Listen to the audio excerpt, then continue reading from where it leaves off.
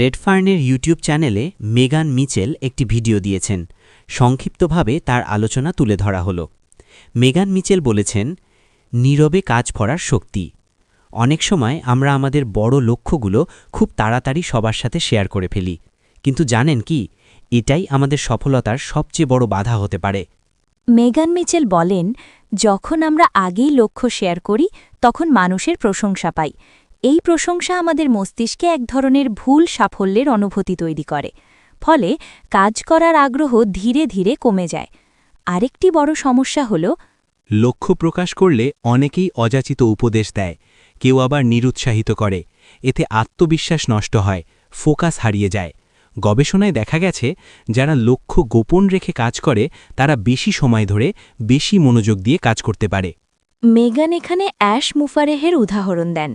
অনেকে মনে করেন অ্যাশ এখন কম আপডেট দেন, কিন্তু বাস্তবে এটি একটি কৌশলগত নীরবতা। তিনি এখন কোনো কাজ সম্পূর্ণ না হওয়া পর্যন্ত তা প্রকাশ করেন না, যাতে নেতিবাচকতা এবং অপ্রয়োজনীয় চাপ থেকে দূরে থাকতে পারেন।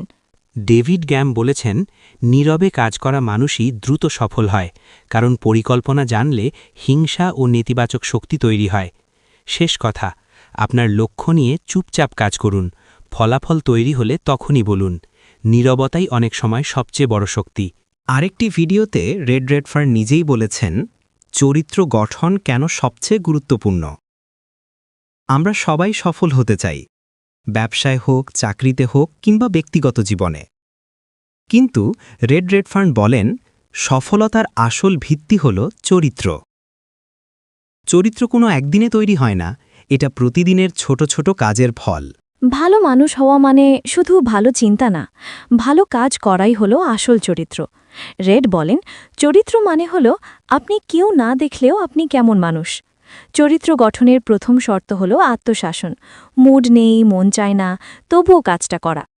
যেমন জিমে যাওয়ার সবচেয়ে কঠিন কাজ হল ঘর থেকে বের হওয়া, কিন্তু বের হলেই অর্ধেক কাজ হয়ে যায়। দ্বিতীয় বিষয় হল ভালো অভ্যাস।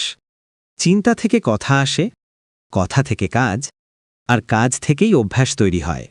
এই অভ্যাসই একদিন আপনার চরিত্র হয়ে দাঁড়ায়। তৃতীয়ত, চ্যালেঞ্জ গ্রহণ করা। ব্যর্থ হলে থেমে যাওয়া নয়, ব্যর্থতা মানে শেখার সুযোগ। এরপর আসে নিজের মূল্যবোধ। সবাই কি বলছে সেটা নয়, আপনি কি বিশ্বাস করেন সেটাই গুরুত্বপূর্ণ। নিজের আদর্শের সাথে না মিললে সবাই ঠিক হলেও আপনাকে না বলতে হবে। আরেকটি বড় বিষয় হল বিনয়। টাকা, পদ, সাফল্য আসতে পারে, কিন্তু অহংকার এলে চরিত্র নষ্ট হয়। ভালো চরিত্র মানে অন্যের কথা শোনা এবং সম্মান দেওয়া। রেড আরও বলেন, নিজের ভুল স্বীকার করা দুর্বলতা না, এটাই শক্ত চরিত্রের পরিচয়। সবশেষে আসে সঙ্গ নির্বাচন।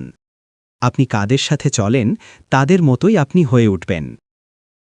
নেতিবাচক আর মিথ্যেবাদীদের এড়িয়ে এমন মানুষের সাথে থাকুন যারা আপনাকে ভালো মানুষ হতে শেখায়। শেষ কথা, চরিত্র গঠন জিম করার মতোই, প্রতিদিন একটু একটু করে করতে হয়। এই ছোট অভ্যাসগুলোই একদিন আপনাকে শক্ত, সম্মানিত এবং সত্যিকারের সফল মানুষ বানাবে। এতটুকুই ছিল 2 ভিডিওর বাংলা আপডেট। রেডফার্নের চ্যানেলে আছে, দেখে নিন। আর এই ভিডিওটি শেষ পর্যন্ত দেখার জন্য ধন্যবাদ।